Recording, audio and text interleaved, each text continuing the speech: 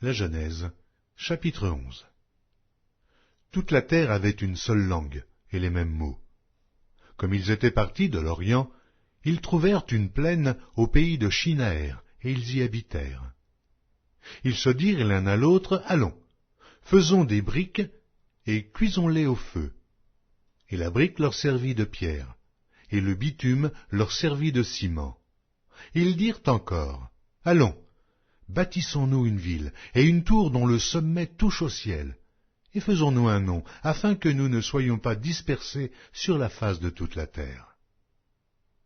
L'Éternel descendit pour voir la ville et la tour que bâtissaient les fils des hommes. Et l'Éternel dit, voici, ils forment un seul peuple et ont tous une même langue. Et c'est là ce qu'ils ont entrepris.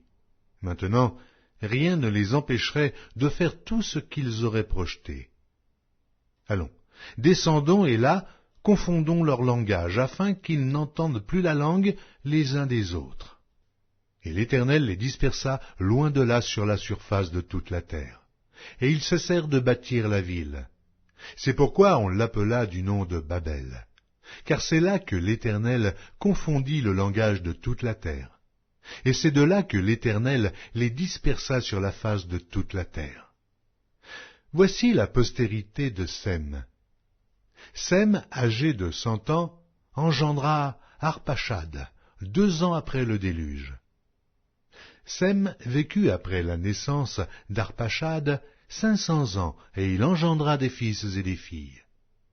Arpachad, âgé de 35 ans, engendra Shélach. Arpachad vécut après la naissance de Shélach 403 ans, et il engendra des fils et des filles. Shélach, âgé de 30 ans, engendra Héber. Shélach vécut après la naissance d'Héber 403 ans, et il engendra des fils et des filles. Héber, âgé de 34 ans, engendra Péleg. Héber vécut après la naissance de Péleg 430 ans, et il engendra des fils et des filles. Péleg, âgé de 30 ans, engendra Réu. Péleg vécut après la naissance de Réu 209 ans, et il engendra des fils et des filles. Réu, âgé de 32 ans, engendra Sérug. Et Réu vécut après la naissance de Sérug 207 ans, et il engendra des fils et des filles. Sérug, âgé de 30 ans, engendra Nachor. Sérug vécut après la naissance de Nachor 200 ans, et il engendra des fils et des filles. Nachor, âgé de 29 ans, engendra Térach. Nachor vécut après la naissance de Térach 119 ans, et il engendra des fils et des filles. Térach, âgé de 70 ans, engendra Abram, Nachor et Haran. Voici la postérité de Térach. Térach engendra Abram, Nachor et Haran. Haran engendra Lot. Et Haran mourut en présence de Térach, son père, au pays de sa naissance, à Ur, en Chaldée. Abram et Nachor prirent des femmes. Le nom de la femme d'Abram était Sarai, et le nom de la femme de Nachor était Milka, fille d'Haran, père de Milka et père de Jisca.